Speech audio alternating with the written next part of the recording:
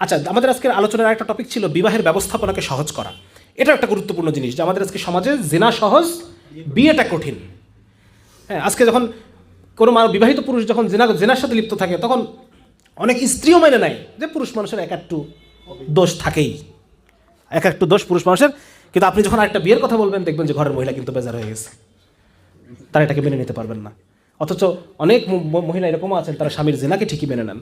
এবং জেনা তো আজকে শুধু অফলাইনে করা যায় না, আজকে অনলাইনেও জেনা করা যায়, ঠিক না? এতটাই সহজলভ্য এই জিনাটা এখন আজকের সমাজে, এবং পুরো সমাজ তাকে সাহায্য করার জন্য তৈরি হয়ে থাকে। পুরো সমাজ তাকে সাজেস্ট করতে থাকে যে আসো জেনায় লিপ্ত হয়, আসো জেনায় লিপ্ত হও, সমাজের কাছ থেকে প্রস্তাব আসতে থাকে। অথচ আজকে আমরা হালালকে এত কঠিন করে ফেলছি, হারাম আমাদের জন্য কত সহজ হয়ে গেছে। হালালকে আমরা হারামের পর্যায়ে নিয়ে গেছি, নাউজুবিল্লাহ মিন যালিক। আল্লাহ হেফাজত করুক। আমাদের আজকে সমাজের কাছে আজকে হালালটাই হারাম, যার কারণে ভাই আল্লাহ আমাদের